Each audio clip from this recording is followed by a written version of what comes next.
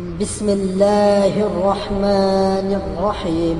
السلام علیکم ورحمۃ اللہ وبرکاتہ۔ شروع کرتا ہوں اللہ پاک کے پاک نام سے جو بڑا مہربان نہایت رحم کرنے والا ہے۔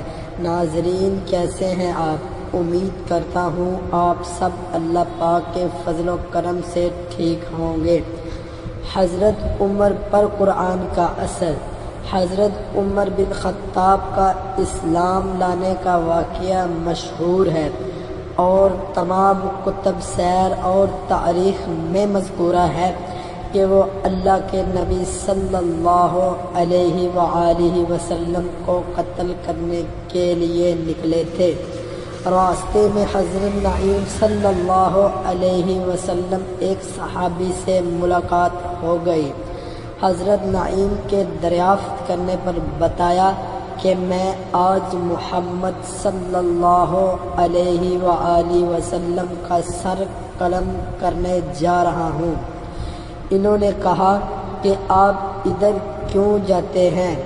پہلے آپ نے اپنے گھر کی خبر لی کہ ادھر تمہاری بہن فاطمہ اور بہنوئی دونوں محمد صلی اللہ علیہ وآلہ وسلم پر قربان ہو چکے ہیں۔ عمر یہ سن کر بہن کے گھر کا رخ کرتے ہیں اور بہن اور بہنوئی کو خوب مارتے ہیں۔ جب تھک کر بیٹھتے ہیں تو خیال آتا ہے کہ یہ لوگ مسلمان قرآن پڑھتے ہیں اور وہاں ان کی بہن اور بہنوئی بھی پڑھ رہے تھے۔ آخر کیا اور کس قسم کا کلام ہے؟ بہن سے کہا مجھے قرآن دکھاؤ۔ بہن نے کہا پہلے آپ اچھی طرح پاک ہوں پھر میں آپ کو قرآن دیتی ہوں۔ غسل کے بعد بہن نے عمر کے ہاتھ میں قرآن کے اوراق رکھ دیے جن میں سورۃ طٰہٰ کی ابتدائی آیات لکھی ہوئی تھی۔ حضرت عمر نے جو ہی ان کو پڑھا دل کی کایا پلٹ ہو گئی۔ کہنے لگے کہ مجھے بھی محمد صلی اللہ علیہ وآلہ وسلم کی خدمت میں لے چلو کہ ایمان قبول کروں۔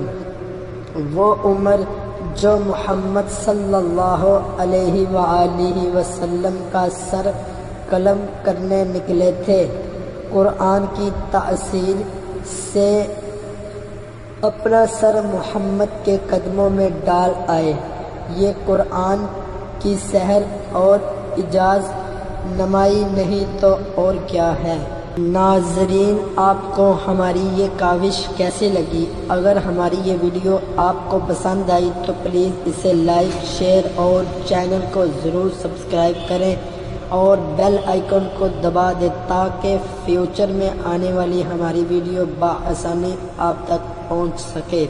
Thanks for watching. اللہ حافظ۔